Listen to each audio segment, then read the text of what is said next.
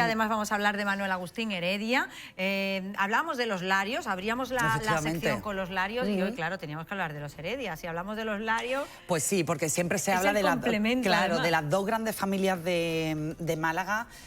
Fueron contemporáneos, fueron socios, fueron amigos y también fueron competidores. Entonces, bueno, en la primera entrega de esta sección sí que hablábamos de los Larios como esa gran familia, pero bueno, indudablemente no se puede entender tampoco cómo fue, bueno, pues ese desarrollo luminoso de la Málaga del 19 sin Manuel Agustín Heredia, que además fue el primero.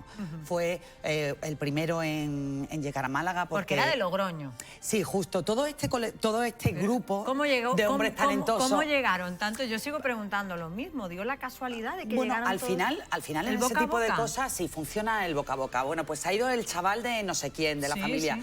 Y entonces, bueno, pues se van viniendo, ¿no?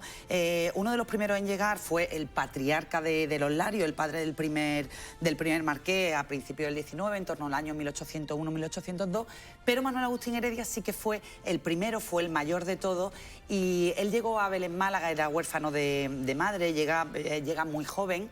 Él nace, como te digo, en Rabanera de Cameros, en La Rioja, el Valle de Cameros, en el año 1786, y se instala en Vélez muy jovencito. Allí, bueno, pues trabaja en una tienda de ultramarinos. De dependiente. Y enseguida, sí, de dependiente. De cómo empezaban muchos, ¿no? De dependiente durmiendo en el suelo, en la tienda de ultramarinos, detrás del mostrador. Y bueno, y enseguida la saca a flote. La saca a flote, el matrimonio encargado de ese comercio, bueno, pues se lo quiere quedar, aquel chaval que ha llegado y que es tan espabilado, pero él enseguida, bueno, tiene los ojos puestos en Málaga, en la capital, se viene aquí y bueno, y el resto casi es historia, ¿no?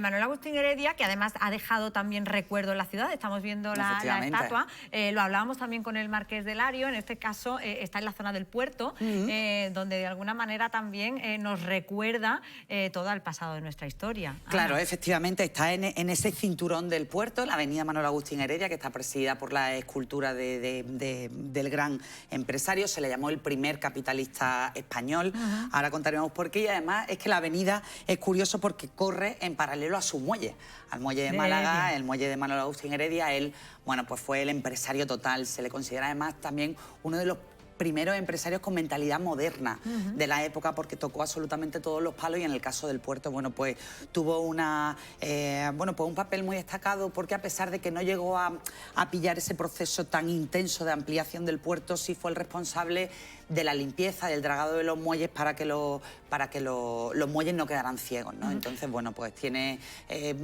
tuvo mano y pie en absolutamente casi todos los sectores de esa Málaga del 19, ¿no? Porque ¿a qué negocios se dedicó Manuel Agustín Heredia? Empezó como dependiente en Vélez, Málaga, pronto se viene a Málaga, se le queda chica, Málaga se viene a Málaga capital, y a partir de aquí, ¿cómo empieza a poner en marcha ese imperio? Bueno, ellos empiezan, y esto es algo común con los Larios, es algo que está asumido, ¿no? Empiezan con el contrabando. Estamos en el marco de la Guerra de la Independencia, bueno, y contrabando no siempre malentendido, ¿no? Pues con ese comercio de café, licores, todo ese tipo de cosas. Aprovechando el puerto también, claro, efectivamente, aprovechando el puerto. Tanto los Larios como los Heredias ven allí una oportunidad fantástica, y Heredia, bueno, pues se mete de lleno, ¿no? Y entonces ahora estamos viendo ahí en la imagen una fotografía de un resto de la finca de la Concepción, porque él también encuentra con un grupo de socios en Ojén un lugar de hierro fabuloso, ¿no?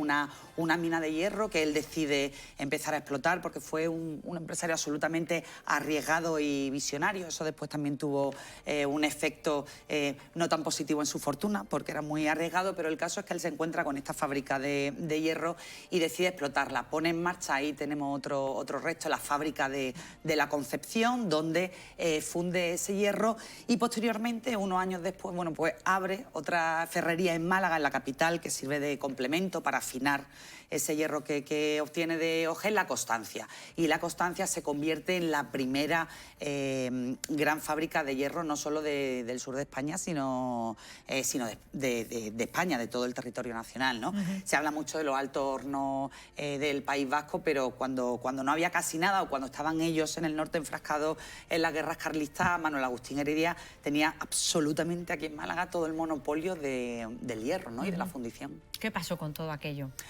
Bueno, pues aquello fue casi un tormenta perfecta, ¿no? Entre todos la mataron y ella sola se murió, empezó a no ser tan rentable traer el hierro de Marbella, creció muchísimo el precio de la energía, el precio de la materia prima para todo el tema de la fundición, del afinado del hierro, y entonces, bueno, pues al final, lógicamente ya los altos hornos sí que entran en funcionamiento. Ellos tienen más cerca también la posibilidad de obtener la materia prima, toda la franja del norte, y llega un momento en que realmente la industria de la siderurgia pues no es rentable. Manuel Agustín Heredia, que muere en el 46, en 1846, sí que empieza a ver un poco ese declive, pero el declive gordo viene ya con los legatarios, con los herederos de Manuel Agustín Heredia. Con los hijos, que tuvo 12. Tuvo 12, sobrevivieron 7, sí, efectivamente.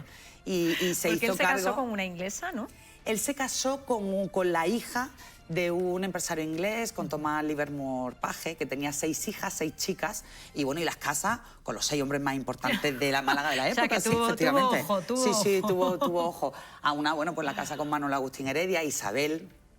Juntos se convierten, bueno, pues en la gran pareja, junto con los marqueses de Lario, a otra casa ni más ni menos con el marqués de Salamanca, a otra con José de la Cámara, con... O sea, decir... Muy buenos matrimonios para todas. Sí, matrimonios absolutamente excepcionales, muy bien colocados.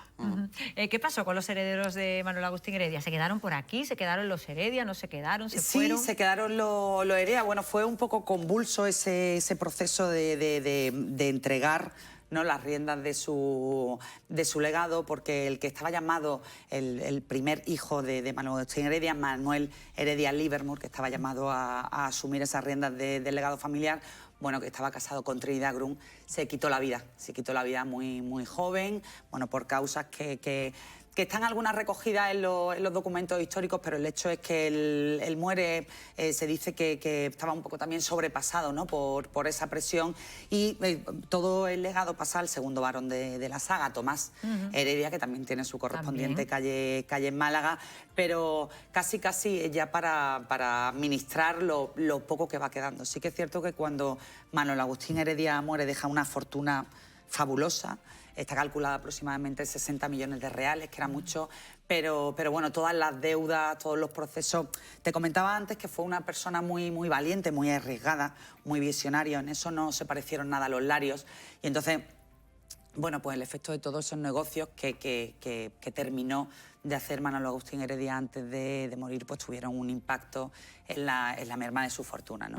Entonces, bueno, pues llegamos ya casi a principios del siglo XX, sino con la familia arruinada, pero no con ese brillo que, por supuesto, sí, que por ejemplo sí habían tenido los Larios, ¿no?, que habían sido mucho más conservadores y que habían intentado también por matrimonio mantener esa fortuna. Hablábamos de ello en las mismas manos. ¿Qué nos queda de los Heredia en Málaga? Aparte de las calles, de la estatua, ¿nos queda algo más?